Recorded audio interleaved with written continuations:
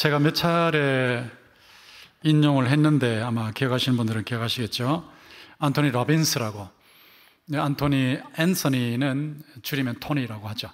이 토니 라빈스의 내 안에 잠든 거인을 깨우라는 책이 있습니다. 그 내 안에 잠든 거인을 깨우라는 저 책은 여러분 속에 누구도 예외 없이 거인이 잠들어 있다는 거예요. 보통 사람의 경우 하나님이 자신에게 주신 10개 중에서 9개를 낭비하고 천국으로 간다고 하지 않습니까? 그러니까 9개를 낭비하는데 여러분 속에 들어있는 잠들어 있는 거인이 깨면 그거를 활용하거든요. 대단한 공헌을 할 수 있고 살맛나는 삶을 살 수 있는 겁니다. 천재도 10개 중에 7개를 낭비한다고 하니까 여러분 속에 들어있는 거인 깨우는 게 얼마나 중요하냐 하는 것을 금방 아시겠죠. 안토니 라빈스는 그냥 고물차 타고 다니면서 빌딩 청소하던 사람이었어요. 저는 빌딩 청소부가 천한 직업이라는 뜻으로 말하는 게 아닙니다. 얼마나 거인을 깨우는 것이 중요하냐 하는 것을 말씀드리는 건데, 그가 빌딩 청소를 하면서 동기 유발에 대한 관심을 가졌어요. 모티베이션.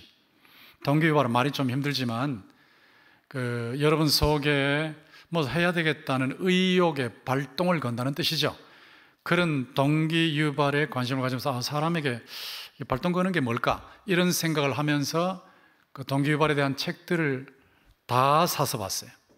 그리고 그 동기 유발에 대한 강의를 다 들었습니다. 또 동기 유발 강사로 제일 유명한 사람들을 일일이 만났습니다. 처음에는 잘 안 만나주지만 제일 유명한 사람부터 만나버리면 덜 유명한 사람은 제일 유명한 사람 만났다고 하면 다 허락한대요. 그래서 그렇게 한 사람 한 사람 유명 강사를 만났다. 그걸 10년을 계속한 겁니다. 10년을 계속하는 동안에 이 안토니 라빈스의 거인이 깬 거예요. 책을 통해서 깨고 강의를 통해서 깨고 만남을 통해서 깼다. 그럼 책이든 강의든 만남이든 전부 누굽니까? 책에 스승의 글이 들어있잖아요. 강의에 스승의 말이 들어있잖아요. 만남은 스승을 만나는 거 아닙니까? 그러니까 스승을 만나서 깬 거예요. 깨니까 어떤 현상이 나타났는가? 헬기를 타고 자신이 청소하던 빌딩을 빙빙 돌았어요. 왜냐하면 옛날 생각하려고. 빙빙 돌고는 자신이 하는 강의장으로 가는데, 강의장이 제가 정확하게 기억을 못하겠지만 7,000명 정도 모인다고 하는데, 사람들이 얼마나 많이 모여들었는지 강의장까지 가는데 1km, 1마일, 1.6km나 차들이 몰려 있었으니까, 밀려 있었으니까. 그래서 미국에서 제일 유명한 동기 유발 강사가 된 거예요. 그분이 쓴 게 내 안에 잠든 거인을 깨우라는 겁니다. 저는 저 책을 정독을 했고 또 몇 차례 인용도 했는데, 스승이 하는 일이 뭐냐? 거인 깨우는 거예요. 거인. 여러분 스승 그럴 때 뭐 거창하게 생각하지 마시고, 여러분이 부모님이면 스승이에요. 조부모도 스승이에요. 선배도 스승이에요. 목회자도 스승이에요. 순장, 교사, 각 분야의 생명사역자 다 스승이에요. 그러니까 여러분이 여러분을 만나는 사람은 누구든지 간에 깨워주는가 한번 생각해 보시라. 깨워주는가, 깨우쳐주는가. 이 사람이 깨우쳐지면 그러면 자신의 삶에 하나님이 주시는 그 축복도 만끽을 하게 되고 사명도 마음껏 감당하니까 살맛 나는 인생을 사는 거예요. 다윗은 깬 사람이었거든요. 다윗이 어떻게 깼을까? 다윗이 깨고 나니까 대단한 지혜를 얻게 됐어요. 지혜의 거인이 기지개를 켜고 일어난 겁니다. 깼다, 다윗이 깼다. 그러니까 지혜의 거인이 기지개를 켜고 일어났다. 그런데 다윗 속에 있는 지혜의 거인이 기지개를 켜고 일어나니까 얼마나 지혜롭게 됐는가? 오늘 본문에 그것이 나오는데 119편 98절 아까 읽었지만 원수보다 지혜롭게 됐다고 했어요. 같이 읽어봅시다. 시작. 주의 계명들이 항상 나와 함께하므로 그것들이 나를 원수보다 지혜롭게 하나이다. 이 원수보다 지혜롭다는 말에 유의해 보세요. 이 말이 무슨 말일까요? 우리가 원수를 사랑하지만 우리를 해치는 원수, 대적, 경쟁자, 못 살게 구는 사람들이 누구도 예외 없이 다 있습니다. 그런데 대체적으로 우리를 못 살게 구는 사람일수록 우리가 걸리도록 올무를 놓아요. 우리가 빠지도록 함정을 파놓아요. 뭘 하든지 간에 우리가 발전하고 승진하고 뭐 잘 되는 것을 못 봅니다, 사람들이. 그래서 막으려고 그래요. 밟아버리고 자기들이 올라가려고 해요. 그런데 그들이 그렇게 할 때, 원수들이 그렇게 할 때 꾀를 쓰거든요, 꾀. 꼼수를 쓰거든. 요즘 막 가짜뉴스가 전국을 도배하고 있지 않습니까? 정치만이 아니에요. 경제도 마찬가지고 모든 분야에서 발전하려고 하면 이 원수들을 뛰어넘어야 됩니다. 뭐 하나님을 경외하고 국민들을 사랑하니까 대통령 후보로 나가면 바로 대통령 될 거다. 예, 착각하지 마세요. 수도 없는 원수들을 만나서 그 원수들의 꼼수를 이길 만한 구단이 돼야 돼요, 구단.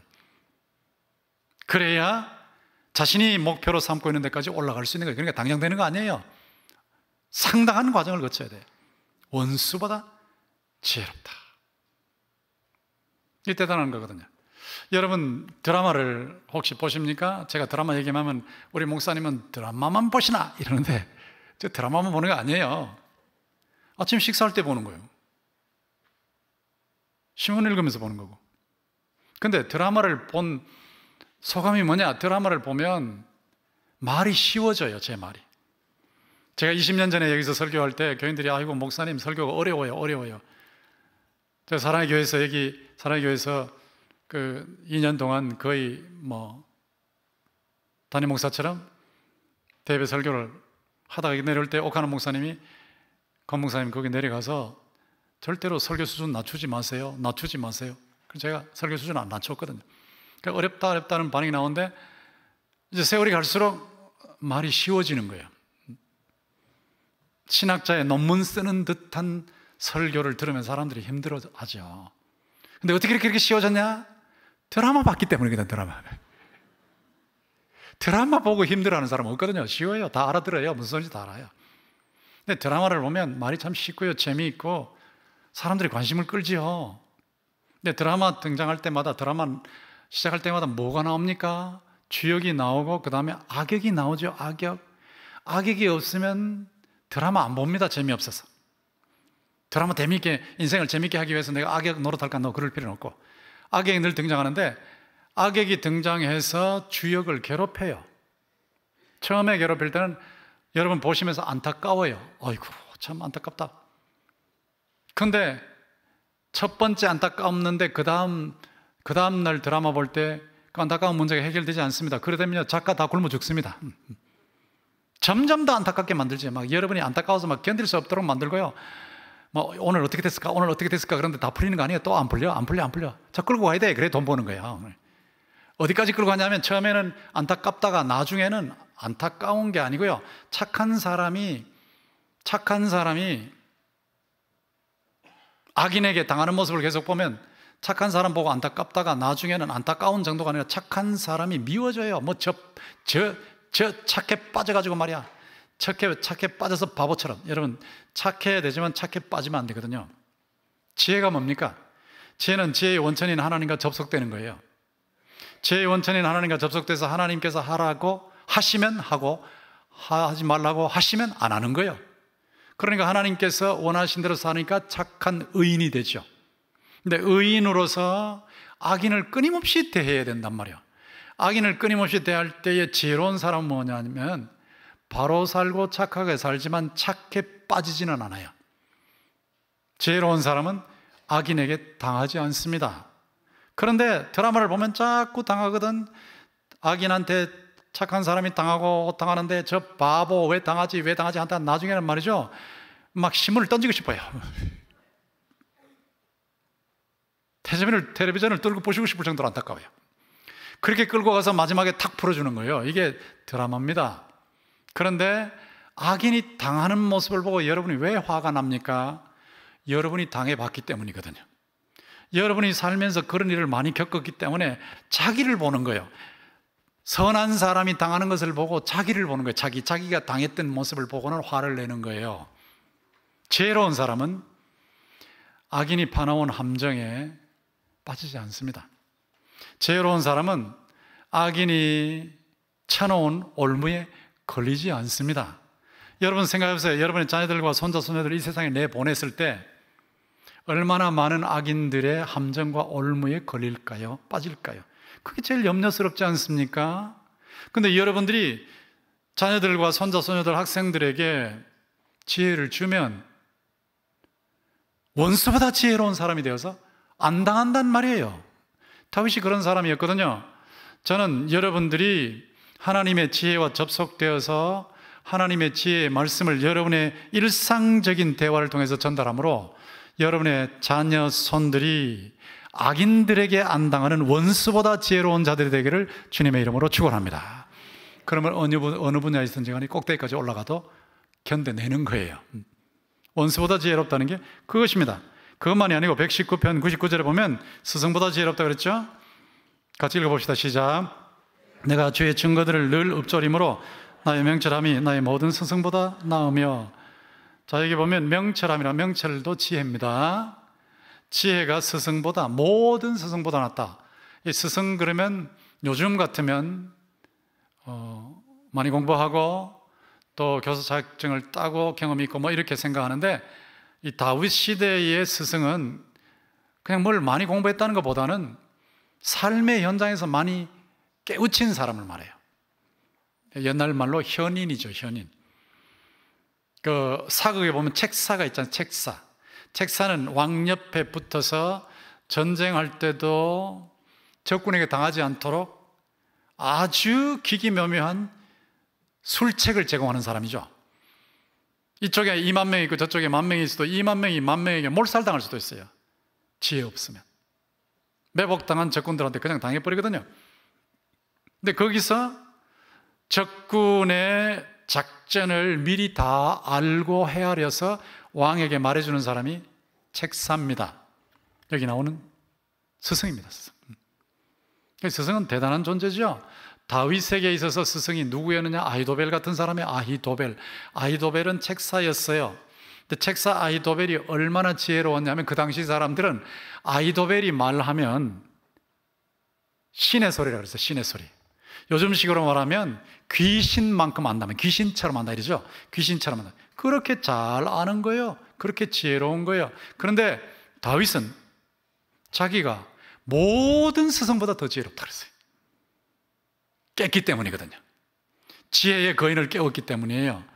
이런 놀라운 고백을 한 것입니다. 그 다음에 119편 100절에 보면 또 이런 고백이 있습니다. 읽어봅시다. 시작. 주의 법도들을 지킴으로 나의 명철함이 노인보다 나으니이다. 이게 노인보다 낫다. 이 노인은요, 겪어서 터득한 지혜가 있는 사람이에요.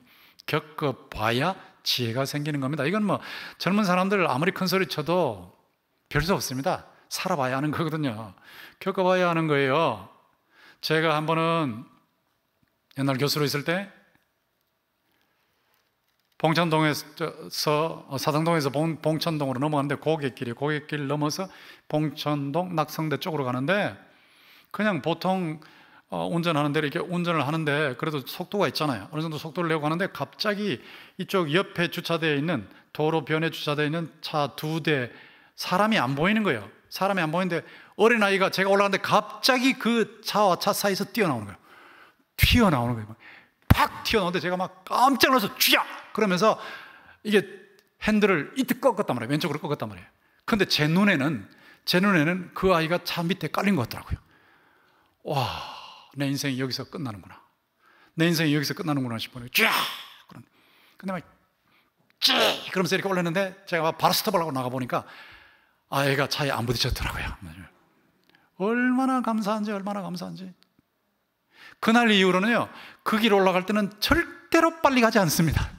살살 갑니다. 겪어봤기 때문에 교통사고를 내지 않는 지혜가 있는 거예요. 어떤 운전자가 경찰에게 걸렸어요. 경찰이 적신호에 빨간 신호를 그냥 무시하고 지나가는 운전자를 본 거예요. 차를 스톱을 시켜놓고 경찰이 운전자에게 인사를 하고 격려를 하고 신분증 좀 봅시다. 신분증을 보여주니까 경찰이 묻는 겁니다. 적신도 못 보셨어요? 운전자가 대답하는 건 봤습니다. 경찰이 묻는 거예요. 봤는데 왜 넘어갔어요? 그러니까 제가 적신호는 봤지만 경찰은 못 봤거든요. 당신을 못 봤거든요. 내가 당신 봤으면 피했지. 당신을 못 봤거든요. 자, 경찰이 안 보인다고 적신호 무시하고 가는 게 지혜입니까? 오래 살아본 사람은 경찰이 안 보여도 적신호를 지킵니다. 겪어봤거든요. 사람이 아무도 없어요. 근데 딱지가 날아오는 거예요. 8만 원 이렇게 날아오는 거예요. 겪어본 거예요. 이런 이 지혜, 노인의 지혜를 젊은 사람은 절대로 따라갈 수가 없어요. 그래서 젊은 사람이 겸손해야 돼요. 초등학교 안 나오신 노인의 말도 들어야 됩니다. 굉장히 지혜로운 분들이에요. 살아보셨기 때문에. 저는 할머니 밑에서 자랐다고 여러 차례 말씀드렸죠. 할머니의 지혜가 정말 뛰어나다는 것을 발견했어요. 물론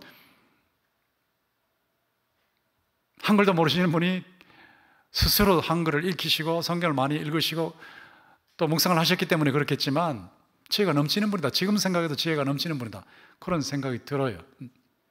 제가 어릴 때 늘 제가 힘들다고 하면 할머니께서 하시는 말씀이 어려서 고생은 금 주고도 못 산다. 아이고, 한두 번이 아니고 계속 그 말씀하시고 어려서 고생은 금 주고도 못 산다. 그럼 고생스럽다는 말도 못하고요. 그냥 일하는 거예요. 근데 어려서 고생은 금 주고도 못 산다는 게 뭡니까? 오랜 세월 동안에 살아본 사람들의 지혜를 모아놓은 속담이에요. 속담. 그게 대단히 힘이 있는 말이거든요. 어려서 고생해보면 나중에 고생해도 고생을 잘 감당하고 이겨낸다는 뜻 아니겠어요? 그 지혜입니다. 지혜. 어르신들의 말씀을 들어보면 정말로 지혜로워요. 근데 이런 지혜, 노인의 지혜죠. 다윗은 자신이 노인보다 더 지혜롭다고. 대단한 고백을 했잖아요. 그런데 어떻게 이런 지혜를 얻었을까 하는 거죠. 이 지혜를 얻으면 사람이 살맛이 나요. 왜? 노력한 만큼 대가를 얻고 자기를 치려고 하는 사람들, 원수들이 아무리 많아도 그들을 다 제치고 올라가니까, 공헌을 하니까, 하나님의 영광을 드러내니까, 얻을 거 얻으니까, 행복하게 사니까 살맛이 나는 거예요. 어떻게 이렇게 됐냐라고 하는 건데 이 말씀 때문이거든요. 말씀. 제가 단순하게 말씀을 드리지만 이 단순한 게 최고의 지혜입니다. 이 하나님의 말씀이라는 건, 여기 지금 하나님 말씀이 있잖아요. 이 하나님의 말씀이라는 건 보통 지혜가 아닙니다. 이 하나님의 말씀은 하나님의 지혜예요. 하나님. 창조주의 지혜입니다. 세상에서 지금 하나님보다 지혜롭다는 사람들 뭐 큰 소리 뻥뻥 치지만 아무것도 아니야. 아무것도 아니야. 코로나 바이러스 나노 미터로 본다 그러죠. 밀리미터에 뭐 100만 분의 1, 10만 분의 1 그러잖아요. 근데 그 나노미터로 봐야 할 핵, 세포 뭐 이런 것들을 다 만드신 분이 하나님이신데 하나님의 지혜를 누가 따라가요? 아무도 못 따라가요. 그런데 하나님의 지혜의 표현이 성경 말씀이에요. 그러니까 아이들이 어릴 때 성경을 깨우쳐 주는 거는 아이들의 지혜의 거인을 깨우는 겁니다. 세월이 지나가면 지나갈수록 손자, 손녀들, 자녀들 성경을 암송하고 성경을 읽게 했을 때 그 손자, 손녀, 자녀들이 어떻게 되는지 여러분 보고 깜짝 놀랄 겁니다. 굉장한 지혜가 생깁니다. 제가 어릴 때 저희 아버님께서 전도사님으로 주일학교 학생들 다 모아놓으시고 늘 성경을 가르치시기 전에 출석 부르세요. 최모 이렇게 불러요. 딱 부르면 자기가 일주일 동안 읽었던 책 성경 몇 장 그런다고 해요. 최모 그러니까 그 친구 항상 그러더라고요. 350장 이러더라고요. 일주일에 350장을 읽었대요. 진짜 읽었는지는 모르겠어요. 근데 권상수 그러면 270장 이랬거든요. 일주일에 270장 정도 신약 전체죠. 그렇게 읽어낸 거예요. 초등학교 때. 그러니까 읽어냈는데 그때 그 성경을 많이 섭취했던, 하나님 지혜를 많이 섭취했던 것이 다 나오거든요. 다. 그냥 그대로 바깥으로 다 나오는 거예요. 지혜의 거인이 깨어나게 되는 겁니다. 이 말씀이라는 게 굉장히 중요한 거예요. 아버님께서 그렇게 하시면서 바로 그 자리에서, 그것도 다음 주에 준다 그러면 아이들이 지료사 못하거든요. 그 자리에서 바로 나눠줘 버리니까 1등 뭐 연필 몇 자루, 2등 몇 자루. 그게 동기유발이 돼서 성경을 많이 읽었단 말이에요. 그리고 주일학교 선생님이 매주 한 구절씩, 이거 아무것도 아닌 것 같죠? 매주 한 구절씩 성경 암송한 것을 체킹하는 거예요. 매주 한 구절씩. 매주 한 구절씩 하나님의 지혜를 제가 섭취하는 거죠. 이 말씀이 엄청난 이 거인을 깨우는 방법이라고 봐요. 거인을 깨우는. 지혜의 거인을 깨우는. 이거 아무것도 아닌 것이라고 생각하시면 착각이에요. 그러니까 애들이 말하기 시작할 때에, 조금 눈뜨기 시작하고 말하기 시작할 때 성경 암송을 시켜야 돼요. 시편 23편 암송시키고 1편 암송시키고 또 주기도문 암송시키고 이렇게 하는 겁니다. 이게 들어가면 아이들이 나중에 지혜의 거인이 깨어나는 것을 볼 수가 있거든요. 다윗이 고백하지 않습니까? 이 말씀을 가지고 동거 같이 살고 있단 말이에요. 같이 말씀과 같이 사니까 이렇게 지혜로워지는 거죠. 119편 97절 있는데 97절을 제가 보겠어요. 97절 아까 읽었지? 한번 봅시다. 거기 보면 내가 주의 법을 어찌 그리 사랑하는지요, 내가 그것을 종일 작은 소리로 읊조립니다. 종일 작은 소리로 묵상합니다. 쫑글쫑글쫑글 하면서 묵상한다는 거죠. 근데 이게 말씀을 사랑하기 때문에 말씀과 같이 사는 모습이에요. 묵상이라는 건요, 말씀을 자기 마음속에 가지고 가는 방법이거든요. 말씀을 자기 마음속에 운반하는 방법이 묵상입니다. 묵상. 자꾸 생각하는 거예요. 근데 말씀을 듣고 자꾸 생각하면 이 말씀, 하나님의 지혜가 자기 속에 소화가 돼서 깊이 들어가요.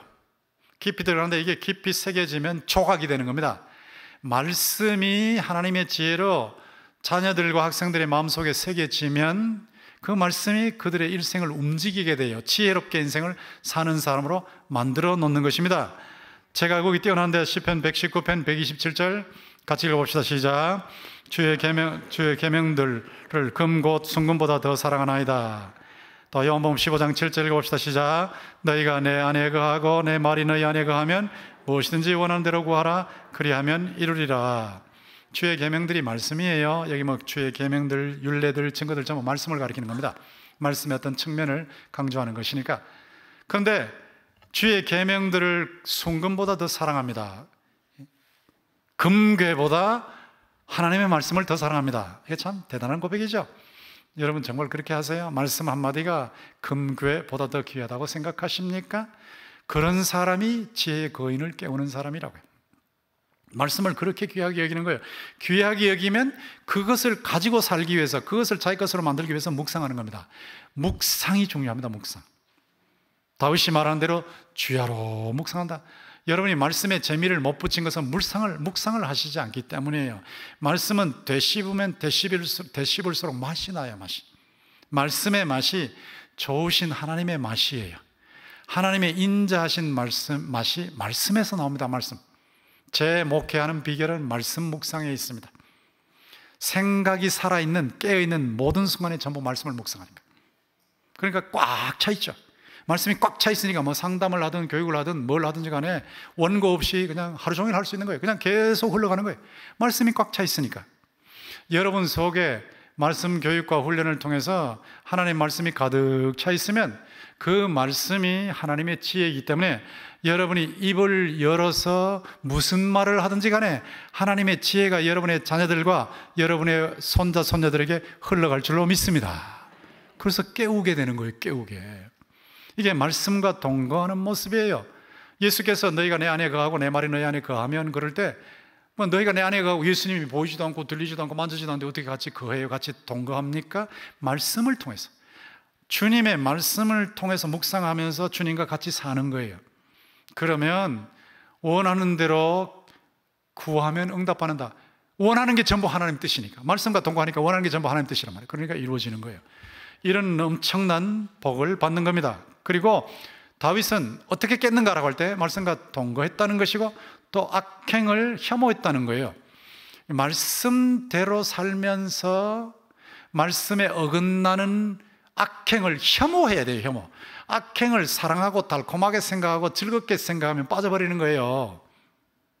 인터넷에 떠있는 잘못된 메일이 달콤하게 생각하면 빠지지 않습니까? 그걸 혐오해야 되거든요. 혐오. 사람은 혐오하면 안 되지만 악행은 혐오해야 돼요. 이거를 101편에 101절에 분명히 말하고 있지 않습니까? 101절 보세요. 내가 주의 말씀을 지키려고 발을 금하여 모든 악한 길로 가지 아니하였사오며. 모든 악한, 일체의 악행, 일체의 악행. 혐오하는 거예요. 혐오. 사람이 혐오하면 절대로 그 일을 하지 않습니다. 굉장히 달콤해 보이는 거, 지금 당장 받아 먹으면 내가 막 아주 쾌감을 느낄 수 있는 것 같은데 그게 망하는 길이라면 혐오해 버리는 거예요. 혐오. 동성애하는 사람, 동성연애하는 사람들이 왜 이태원에 가는가? 우리가 이 코로나 바이러스 때문에 왜 우리의 쾌락을 놓쳐야 하느냐? 누가 보상해 주느냐? 그거 생각해 보세요. 쾌락을 놓지 않냐? 그 쾌락 놓치는 거 나쁜 쾌락 놓치는 거거든요. 거기 빠져 있으면 다 망가져 버리거든. 인간이 끝나는 거거든. 근데 그것을 즐기기 때문에, 그걸 달콤하게 생각하기 때문에 가는 거예요. 여기 나오는 말씀대로 모든 악한 길로 가지 아니하였다. 모든 일체 악한 길을 딱 혐오해 버려야 돼요. 제가 예전에 밀집을 가지고 불을 지피고 있는데, 밀집 보셨어요? 밀집 구멍이 나 있어요. 구멍 난 거 가지고 불을 떼니까 밀집 꽁무니에서 연기가 나온단 말이야.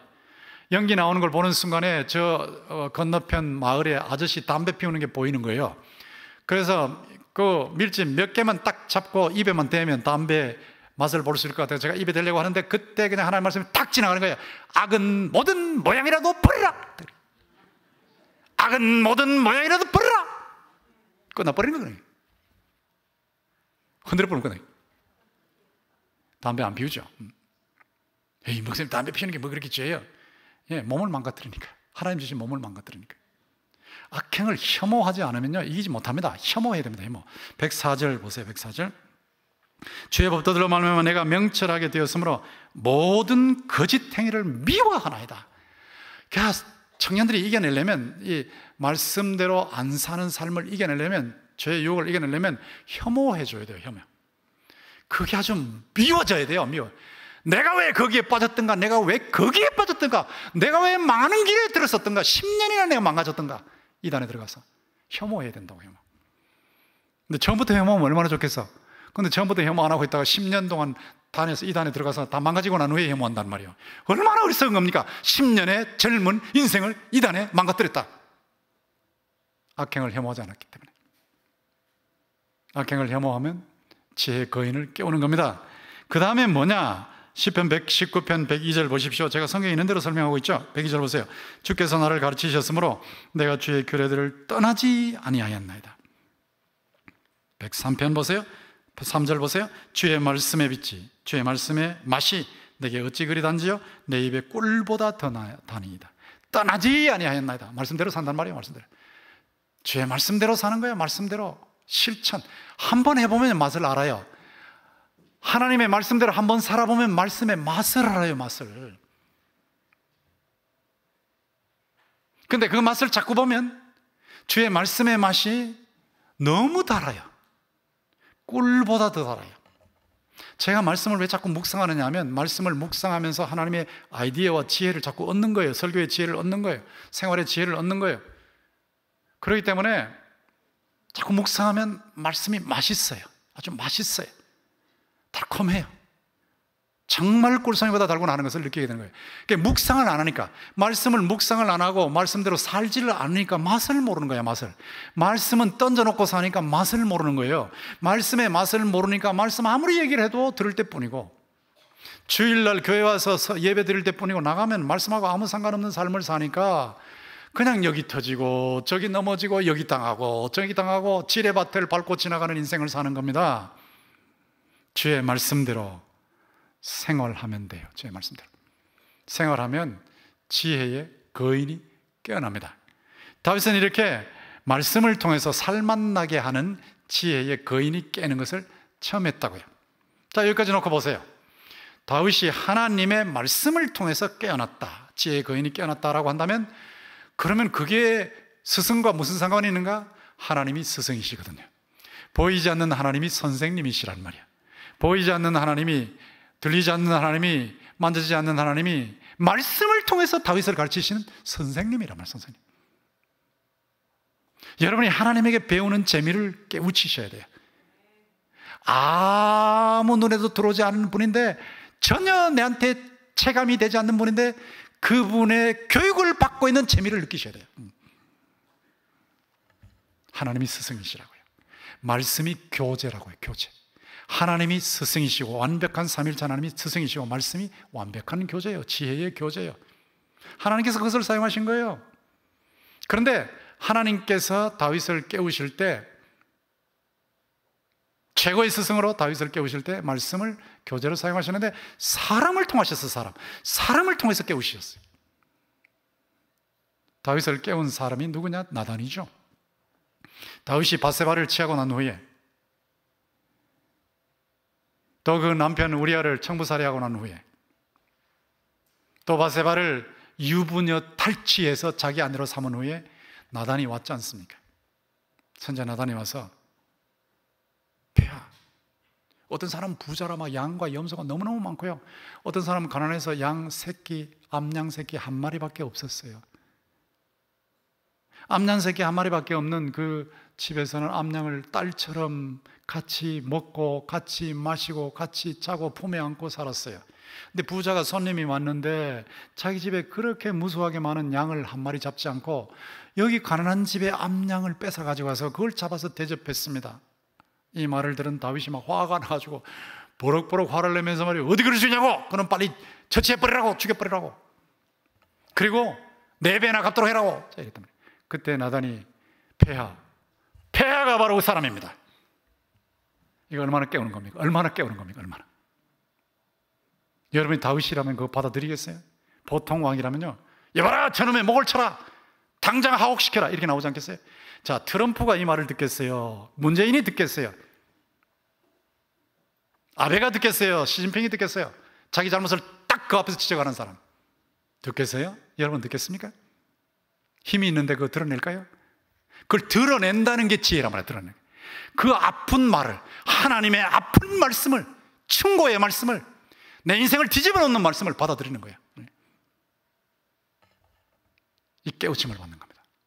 진짜 지혜로운 사람은 충고를 받는 사람이에요. 충고.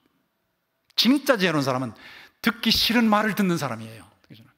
제일 듣기 싫은 말을 드러내는 사람이 진짜 지혜로운 사람입니다. 다윗이 그런 사람이었어요. 나단을 통해서 깬 겁니다. 깬 거. 나단이라는 선지자가 다윗을 깨우쳤어요. 대단한 지혜의 거인으로 만들어냈어요. 제가 볼 때 스승의 주일을 맞이해서 저를 깨운 선생님들이 참 많더라고요. 저희 할머니도 저를 깨우셨고, 저희 아버님도 저를 깨우셨고, 또 저희 아내도 저를 많이 깨워주고, 특별히 예전에는 설교하러 올라갈 때 말이 막 따발총 사격 같아가지고 빨라서 설교하러 올라갈 때마다 집사람이 여보 천천히 아직도 들려요. 천천히, 지금 천천히 하는 겁니다. 천천히. 그러다가 또 급하면 막 빨리 가죠. 우리 아이들이 저희 스승이에요. 학교에서 가르치면서 지금 시대의 아이들을 어떻게 변화시키는가 가르쳐주는 선생, 더 지금 시대의 아이들을 어떻게 키우는가 가르쳐주는 선생, 그리고 우리 교회 장로님들, 저희 스승들이죠. 당회할 때 아주 이 말 저 말 하시는데 굉장히 지혜로워요. 여러 각도에서 말씀하시는데 너무나 지혜로워요. 배울 게 많아요. 우리 교육자들 전부 저희 스승이죠. 많이 깨우쳐줘요. 저를 괴롭히신 분들도 저희 스승이에요. 제가 고난 중에도 환희의 목회를 할 수 있게 한 스승이에요. 아픔이지만. 그런데 제가 지금까지 살아오면서 보니까 검정고시 학원의 선생님이 제 영어에 대해서 깨워주셨더라고요. 제가 검정고시 중학교 졸업하고 아버님이 개척교회 하시느라고 돈이 없어서 고등학교 못 들어가고 검정고시 학원에 들어갔는데, 딱 들어갔더니 영어 선생님이 계시는데 영어 선생님이 칠판에 썼어요. 뭘 썼는가 하니까 For man, 인간에게 있어서 no problem, 어떤 문제도 is more important, 더 중요하지 않습니다, than that of freedom and happiness, 자유와 행복의 문제보다 더 중요하지 않습니다. 요거예요. 이걸 딱 써놓고 설명하는데 저기 that라는 치시대명사를 설명하더라고요. 앞에 problem, 문제라는 단어가 나왔기 때문에 반복할 필요 없이 대명사 that를 썼습니다. 이렇게 이제 해설한 거예요. 근데 그 양반이 말이 재밌게 For man, no problem is more important than that of freedom and happiness. 이렇게 그 첫 번째 강의 시간이 제가 깨는 시간이었어요. 제가 영어의 재미를 느꼈단 말이에요.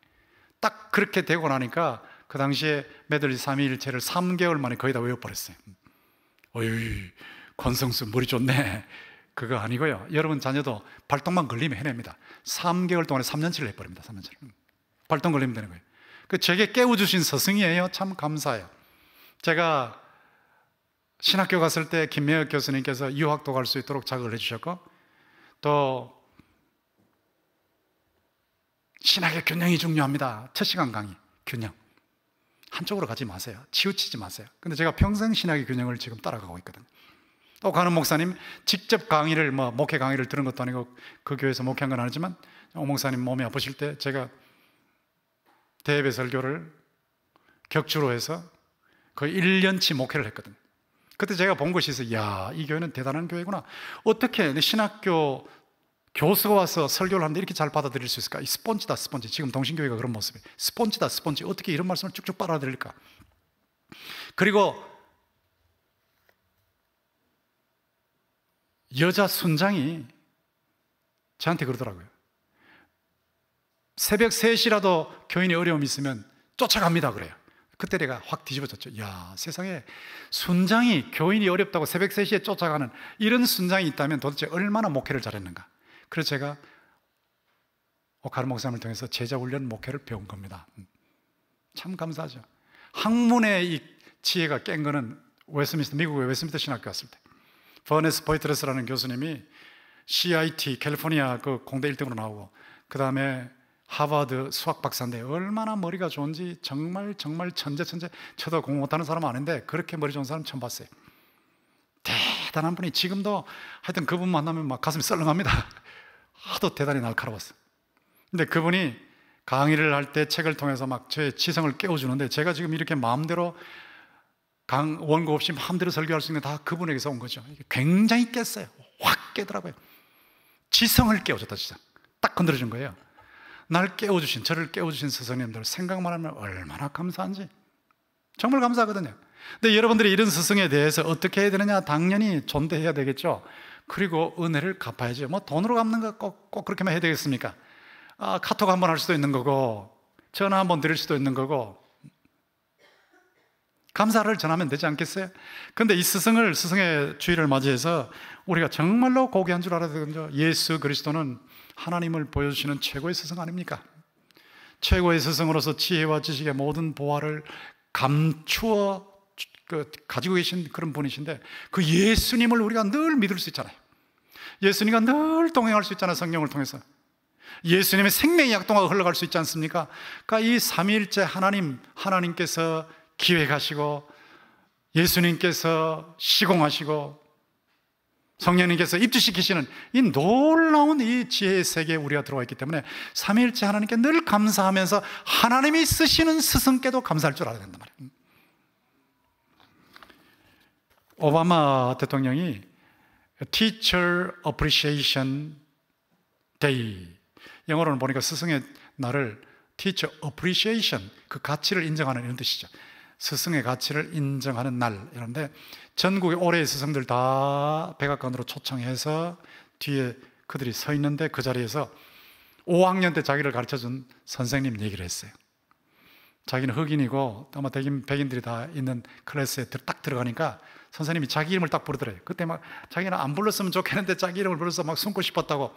그런데 그때 그 좀 불편한 경험을 통해서 그 선생님께서 자신이 오바마가 굉장히 소중한 사람이라는 것을 깨우쳐 주셨대요.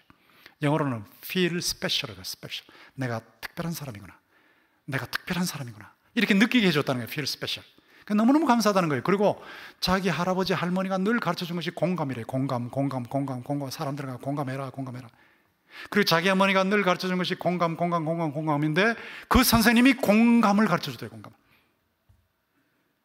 그래서 오바마 대통령은 백악관에 딱 들어가서 앉아서 근무할 때 첫 번째 생각이 공감이래요. 공감. 누가 들어와도, 여기 지금 누가 들어와도 나는 공감이다. 공감한다. 이거부터 시작한다는 거예요.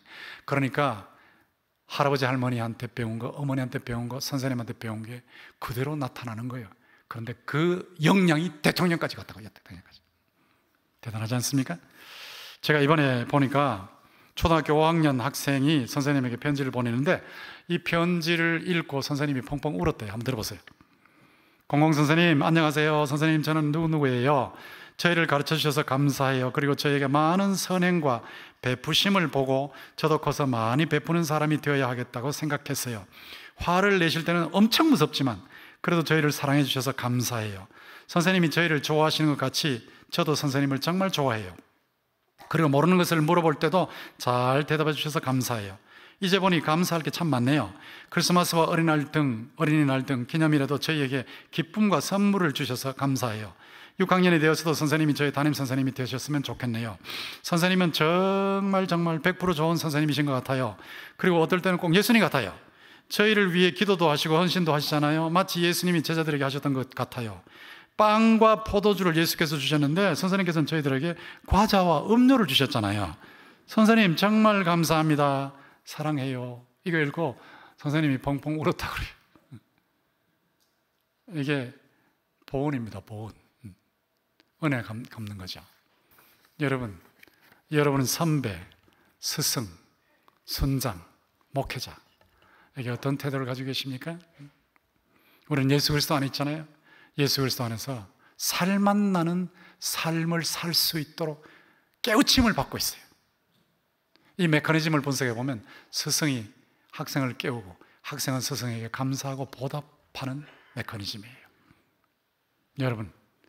여러분의 자녀들, 손자, 손녀들, 학생들을 하나님의 지혜로 깨우시면서 그 속에 있는 거인을 깨우시고 그들이 이 땅 위에 사는 동안에 하나님의 영광 드러내고 사회에 크게 공헌하고 큰 힘을 대해서 행복하게 사는 그런 아름다운 삶을 살면서 스승에게 감사하고 보답할 줄 아는 이런 아름다운 전통을 가정에서와 교회에서 또 학교에서 사회에서 만들어 가시기를 주님의 이름으로 축원합니다.